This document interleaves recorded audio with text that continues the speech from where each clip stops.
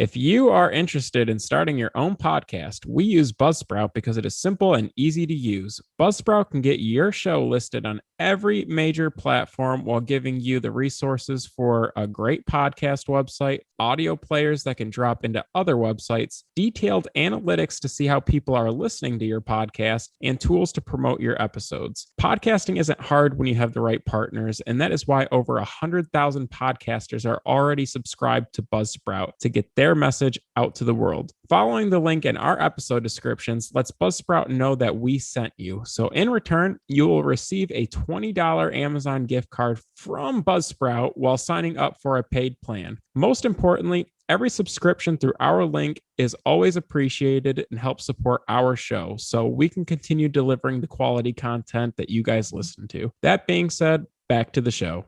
Hello and welcome to Comic Book Junkies. I'm Andrew. This is Joe. And today we have a list for you. If you're a longtime listener, you know we did this with the Batman villains, and we figured it was just about time for us to go through the Spider-Man villains. This is the CBJ combined rankings here. If you're not familiar, sometimes we'll go about it separately. Sometimes we do combine and kind of, weighted out averages for what we can agree on as a list. This is one of those here. So we put our two brains together. We thought about all of the Spider-Man villains that there are, and there are plenty. So if your favorite's not on the list, that's just a casualty of having too many good villains. But with that, this is the stamped and sealed and approved CBJ Best Spider-Man Villains tier rankings. We're going to go 1 through 10, but we're going to start at 10 and work our way up to the number 1 spot. Shoot, we'll just get right on into it. I mean, what are we waiting for? So on our list, number 10 is the Vulture. Adrian Toomes' first appearance was in Amazing Spider-Man issue 2. For those unfamiliar, he's basically just an inventor.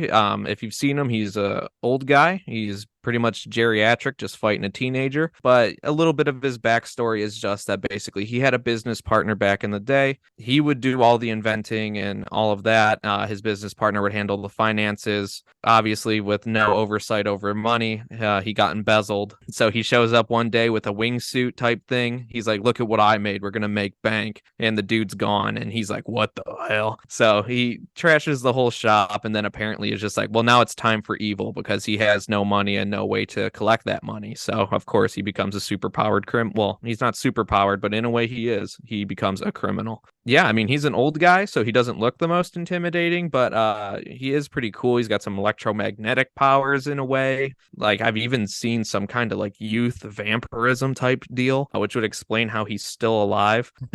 But he is pretty cool. I'd love to get a first appearance of his, but they're kind of pricey. Yeah, I mean, dating back to issue 2, that's pretty hard. No, I can't see doing a top 10 without having the Vulture on it. I even think he could go higher than 10, but there's just too many good villains, right? To Berger's point, not only the second issue, but I think he's the second ever Spider-Man villain, with Chameleon being number 1. So yeah, featured right on the issue of cover 2. It doesn't get too much more classic than Vulture, but the reason he's not higher on this list, to Berger's point, it's an old man fighting a young boy. So there's only so much you can do with that. But moving to number 9, we're going to go with Sandman. So he's such an iconic villain that you can't leave him off a top 10 list. He dates back to issue 4 of The Amazing Spider-Man, so he's another villain that appeared earlier on. If I remember correctly, it was some kind of explosion or atomic whatever that he fused with the sand to become the Sandman. I would say it's almost like Spider-Man's Clayface, but he's more of not a street level villain, but he's not somebody you see conspire these big, drawn out, overarching villain arcs. And so that being said, I feel like that's why he's kind of at the bottom half of the top 10 list, but he's got enough power to be a top 5 guy. So I guess that's more so on Sandman than anything. But yeah, that's all I got on Sandman. Anything you want to add? Yeah, just to touch on his origin, you were right. So basically, he was a young boy. He was bullied. He kind of learned how to fight. He always liked apparently building sandcastles, of course. But, in high school, he started to get bullied. middle school. He became a football player. He had a falling out and actually like injured his like former like coach or colleagues and stuff, and kind of started a life of crime because that was the only thing that can really direct his anger. But yeah, eventually he somehow finds himself on an irradiated beach in Savannah, Georgia, that was used for nuclear testing, and it literally just the molecules in his body just merged with the irradiated sand. And so that's how he became the Sandman, which is so goofy. Real name Adam Sandler, of course, the true Sandman. Just kidding. It's William Baker, but he does also take on the name Flint Marko. I also did really like his portrayal in the original Spider-Man trilogy. He was kind of a bit more of like you kind of felt bad for him a little bit because things didn't really go good for him, but at the same time you can't feel bad for too many of these villains. Eight's got a very similar not story, but kind of a similar vibe, but with a different power. A lot of these guys are that way. Yeah. Honestly. But if it works, it works. Number 8, Yeah. Electro. So Maxwell Dillon. like a line worker, right? He's a Wichita lineman, but then he got struck by a freak lightning and he just turns into like an electrical capacitor of sorts. And he actually wasn't even that strong at first when he got zapped. He actually had to steal some like Stark Industries stuff from like Iron Man and kind of, mill about for a little while. I think even Magneto was trying to recruit him to the Brotherhood of Evil Mutants and stuff like that, which it doesn't look like he took the offer. But, he mills around for a while until he also is pissed off at a teenager. And, he's got cool powers, though. I mean, he's always had an iconic costume. People have loved that going back to the 60s. I mean, there's several different versions of Electro at this point. I think the current one is a female that I'm not that familiar with, but even she has a very similar costume. But Maxwell Dillon is the main Electro, the original. I've always wanted a first appearance, issue 9, because I remember as a kid,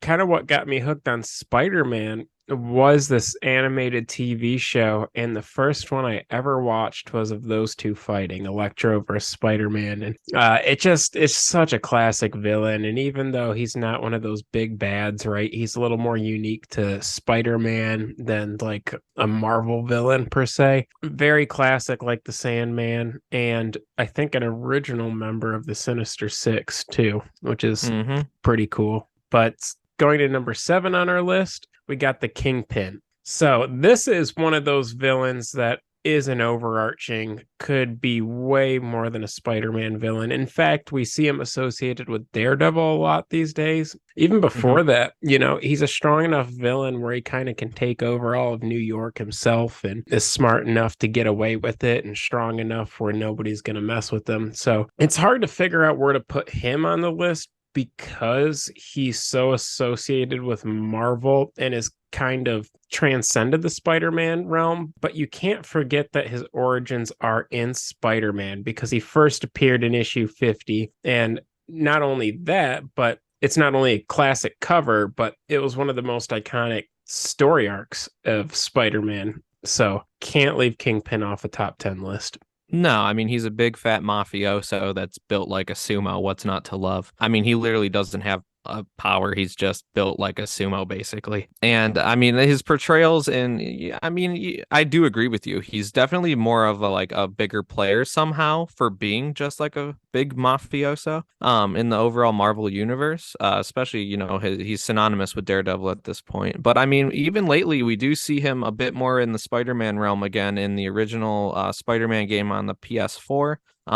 He was prominently featured, and he was in the Into the Spider-Verse movie as well. So, I mean, while most people do still see him as like a Daredevil character, I mean, especially after the portrayal in the Netflix show, I mean, he still does. I mean, he's got star power. I mean, he's a great villain overall, and he did originate as a Spider-Man villain. So that is the main reason why he made our list as high as he did. But heading into number 6, we have the Lizard. His name is Kurt Connors, first appeared in Amazing Spider-Man number 6. So basically, he's a scientist that turns into a lizard. He makes sure to never go full lizard because he's still capable of like human thought and whatnot, but he just goes like half lizard because for shits and giggles. So don't you ever want to just go half lizard? Yeah, dude, I have never go half lizard, but never go full lizard for that matter. But the point is, My homeboy fiance would was be trying so pissed if I came home full lizard.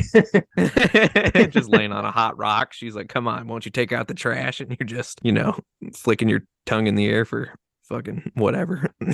Crickets. Just hanging out, bro.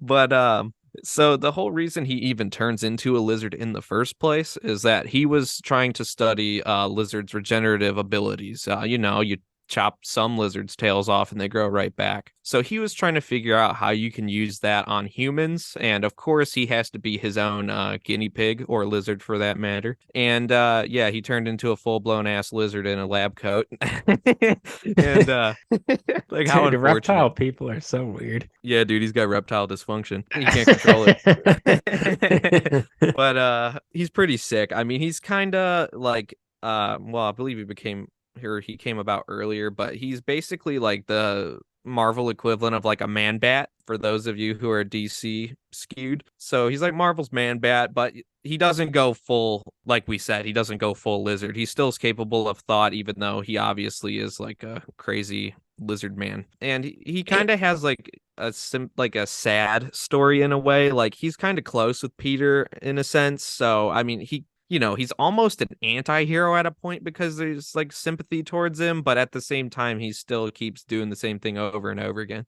Yeah, that's what makes him so compelling is that like when he's full doctor, he's actually friends with Peter Parker, but yeah, just can't get it together. And the coolest thing from his first appearance was that he had a like alligator pit. So, that just rules, especially with everybody like the creative team at the time, just lizard people and alligator pits. It's very cool. Yeah, but Um, it's a big part of early Peter Parker and Spider-Man origin, and I mean dating back all the way to issue 6, like I would even prefer him to Man Bat. That was actually, I always say that there's a few different times in my collecting career that kind of made me, shift gears and kind of change my approach. This was one of the books. My local shop wasn't planning on selling any. They got a few like lower grade, like early Spider-Man books, and they weren't planning on selling any of them. But I'm annoying, so I kept bugging, and the shop basically called up the owner. He's like, "Yo, this guy's bothering me. Can we sell one of them?" And I got that for like a cool $200, and it's kind of changed the game for me since. Classic book. I mean, obviously, it goes without saying if you can get your mitts on early Spider-Man, shit, the first 300 issues even, if you want to consider that early at this point, like you can't go wrong with Spider-Man. But that being said, how about number 5, Joe? Number 5 has to go to Mysterio. So we just entered the top 5 territory. I think what makes Mysterio so compelling is not only is a early Spider-Man villain, I think issue 13 off the top of my head, but Yep. he's actually smart enough to really just mess with Spider-Man. His costume is so unique and cool, and the fishbowl thing is actually useful because Iconic. yeah, iconic, but helps with his illusions, helps him from not gassing himself. He's a trickster. So, anybody who can kind of go toe to toe with Peter Parker being a scientist, I think it makes for a very unique pairing and it definitely works. So, I really enjoy Mysterio as a character. There was a moment where I had enough money to either get like a low grade Craven or a Mysterio, and sometimes I lose sleep at night thinking about a Mysterio in my collection. So It's a great book, and I will say I did pony up the money for it, and it still was lower grade than I thought. Even with the bottom staple detached on the front cover, I don't care because much like how you feel about Electro and kind of, just like the costume and you remember the feeling when you first saw him, basically. That's kind of how I was with Electro or Mysterio, but it kind of took me a long time to get him into my collection. But his actual name is Quentin Beck, for those who don't know. He has no powers whatsoever, as Joe mentioned, really. He's just a master illusionist, which does rule because he's just a special effects master. He wanted to be an actor, but that didn't work out so well. And then being a special effects master, he viewed that as a dead end job. So naturally, that's how he figured he'd become a sweet criminal. Because, I mean, it obviously works if you can fight superpowered people on a regular basis and you literally just do a laser light show and you just run around. So, I mean, he's doing something something right for not really being able to do much. Do you think he's even like physically strong? Like, you think he could like deadlift his body weight even? Like, either way, he rules. I mean, Yeah. the whole get up alone is iconic. I've always just been a big Mysterio guy. But you kind of already mentioned this one here, number 4. Kraven the Hunter. Yes, So sir. didn't technically kill Spider-Man, but he's the only villain to technically, I would say, defeat Spider-Man. Dr. Puss kind of did. Yeah, Superior but Spider-Man. that was so much later, though. I guess, True. like, to kind of break the seal, Craven was known for Yeah. that. Not only that, but he has maybe the best Spider-Man story out of every single Spider-Man villain. So, I mean, he could be as high on this list as you want him to be. Not only that, but he's brothers with the chameleon, which appeared in issue 1. So, I mean, you could even say that he's got some deep Spider Man roots. Also, somebody who's kind of super powered, but kind of not. He drinks, weird roots and serums and stuff like that. But ultimately, he's a hunter looking for the toughest game out there, and he's defeated everything you can think of other than the Spider-Man and even manages to do that. So, very unique costume, very good story. And not only is it a good Spider-Man story, but I would argue it's probably top 5 story I've ever read in comic books, including Marvel and DC. So I would say that just off of that alone, he would make a top 5 Spider-Man list. Easy, yeah. And I mean, yeah, his name is Sergei Kravenov. So that's where you get Kraven the Hunter. And yeah, as you mentioned, he doesn't really have a power other than being Russian. So it's just built different, bro. World-class hunter. But I don't really have too much else to really add upon what you said. I think you put it eloquently. Like, I co-sign all of that. And for as much as we love Kraven, I do want to say before we get into numbers 1 through 3, this is what we agreed on in lockstep before taking all the weighted approach. I feel like this was our definitive list. I would challenge you if you disagree to put them in a different order in this top 3, but I really don't see any other way. So this was the easiest part for us to figure out, ironically enough. So number 3, Venom. So where to begin? He's a symbiote from Clintar. Well, he is a Clintar. It's like a race of symbiotes out in space. First appearance, we can go across this like all day, honestly. But as a costume, technically people are going with Amazing Spider-Man 252 as him as the costume, as a Clintar symbiote. His cameo appearance is in Amazing Spider-Man 299 with a full appearance in the iconic cover of Amazing Spider-Man 300. His first and most iconic host is Eddie Brock. Supporting character for Spider-Man, didn't exactly see eye to eye the whole time. Eddie was down in the dumps, and the symbiote found him after it detached from Peter Parker, who rejected the costume. And yeah, to put it simply, it's a living symbiote that merges with its hosts. The Venom symbiote has been with many. It's been with Flash Thompson, Mac Gargan, I'm sure 1,000 other people. I think it's with Dylan Brock, which is Eddie's son right now, if you keep up with current things. But I mean, if you grew up when we did, I mean, this book came out in 1989 for his like first appearance as we know him. But growing up in the mid to late 90s, early 2000s, playing Marvel versus Capcom, watching Spider-Man on TV, Venom was everywhere. I mean, the costume, iconic. I mean, big buff, blacked out, crazy tongue, sharp teeth, like weird eye design. Like he's like I don't know, like a WWE wrestler and like a orca combined, like a killer whale on steroids. But he really messes shit up. He does rule. I mean, he just perfectly encapsulates that time in Spider-Man, and just the fact that he has such prominence now and people revere him as such a great villain, even though he does kind of have more of an anti-hero vibe nowadays than he used to. I mean, he's the most important and like lasting villain that they've made since the 60s, in my opinion. I mean, when you think of Spider-Man, not everyone thinks of like the original Silver Age stuff, and Venom is ever popular, probably more popular now than he's ever been. I mean, he literally has had 2 movies so far, and they're Who knows if there's a third one? I'm not gonna. I mean, every time he's been in a movie, they haven't really nailed that yet, in my opinion. But I mean, obviously, the juice is there. Venom rules. Yeah, he's like the prototype for everything else going on right now. Like, there's obviously a huge Goblin theme in Spider-Man, but like, you got to think about characters like Carnage and stuff. And I mean, it all dates back to Venom and Todd McFarlane's work on that character at that time lasted all throughout the 90s. Like, he was like a another Spider-Man, but cool like Wolverine and an equally as cool costume. So it didn't really get better than that, especially for the time Berger and I were growing up. And even though we weren't like collecting comics back then, it was just kind of iconic with that time in the 90s. And yeah, no, one of my favorite Spider-Man villains, one of my favorite villains in general. He kind of has, to your point, moved into like the anti-hero category. I do kind of miss the vibe of, like the early 300 issues, and even if you're a collector, Secret Wars issue 8, we've talked about that. That's technically the origin of the costume, but you really can't go wrong with Venom. Yeah, I agree completely. With that, number 2, Dr. Octopus. Real name Otto Octavius. First appeared in Amazing Spider-Man issue 3.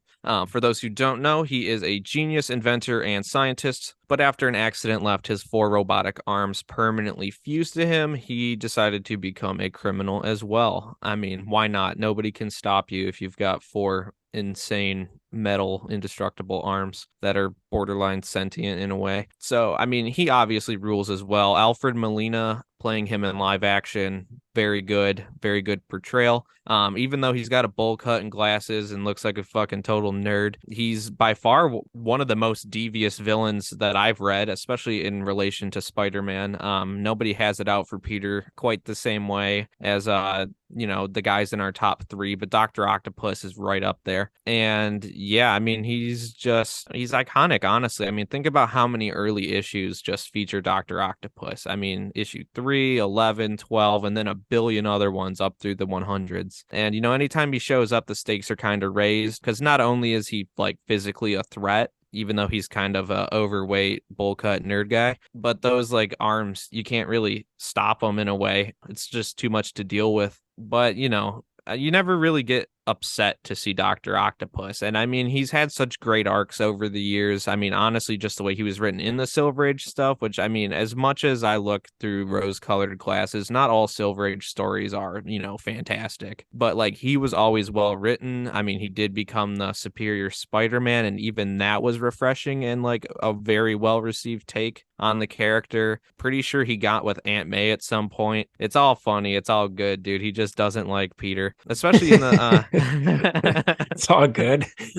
Yeah, yeah. no, he's mentally just as much of a villain as he is like physically imposing. Yeah, dude, he's an evil genius. But you don't got anything else to add to him? No, I actually don't. I Nah. thought you were going somewhere, but I just, Nah, bro, I'm going nowhere. So I guess that means we're gonna go to number 1, the Green Green, Goblin. iconic as they come, dude. Not only is it Spider-Man's best villain, but it's a villain with like Avengers level quality threat. I mean, the Goblin theme has been littered through Spider-Man stories ever since, even Hobgoblin and so on and so forth. But it roots back to Norman Osborn. The character really transitioned to the movie world really nicely, and especially in those Tobey Maguire films. But also that purple and green costume just screams OG villains. I was reading some article about how like the colors, I don't know for Green Goblin, but for villains in general, tend to be purple and green. Like if you think about Lex Luthor's costume, if you think about like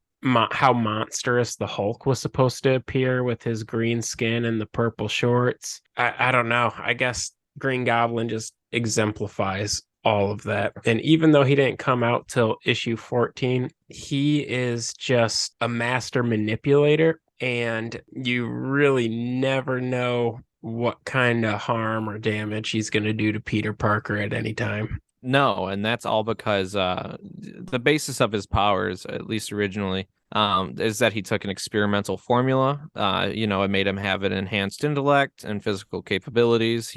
Obviously had a bunch of like cool pumpkin bombs and like a glider and stuff made because he's a owner of like a giant corporation, so he's got the R&D and the funds for it. But he did all of that, and the formula did have an extra side effect, though, that it did pretty much drive him mad. So, I mean, it's not all the time, but, at times he's certainly a nut, especially when he wants to put on his goblin mask and go flying around town and, dressed up like a Halloween character. But, I mean, there's really no one better. I mean, they try to imitate it. It's just flattery. Not, it doesn't work as well. I mean, this leads into honorable mentions. People like the Hobgoblin, while not being a one-to-one knockoff, obviously it's following a blueprint that was made by the Green Goblin. And while I do like the Hobgoblin, I mean, in recent years we have seen a red goblin, and now there's a gold goblin, and I'm sure there'll be a blue goblin and the black goblin and whatever. But there's a whole bunch of goblins, and they could all gobble these nuts if they're not the green one. But yeah, I mean, honestly, I don't really think similar to, Batman and the Joker. I don't really think that there's anybody who can outdo the Green Goblin. I mean, he literally Joker killed the is dude's also girlfriend. purple and green. Yeah, good shout out. Woo-hoo. But I mean, who hates Peter more, honestly? I mean, he dropped his girlfriend off a building. So I mean, it doesn't get much worse than that. I mean, if you watch the movies, he killed his aunt too. Spoiler alert. But Well, it yeah, wouldn't have been a spoiler if they listened to our movie review. that's true. We would have spoiled it for you then. But but with that, I mean, what more can we say? I mean, that's our 1 through 10 there. I'll run through them real quick before we, get out of here. So number 10, Vulture. Number 9, Sandman. Number 8, Electro. Number 7, Kingpin. Number 6, The Lizard. Number 5, Mysterio. Number 4, Kraven the Hunter. Number 3, Venom. Number 2, Dr. Octopus. And number 1, the Green Goblin. So I think, obviously we're going to pat ourselves on the back. I think this was a great list. If you agree, let us know. If you disagree, stay silent.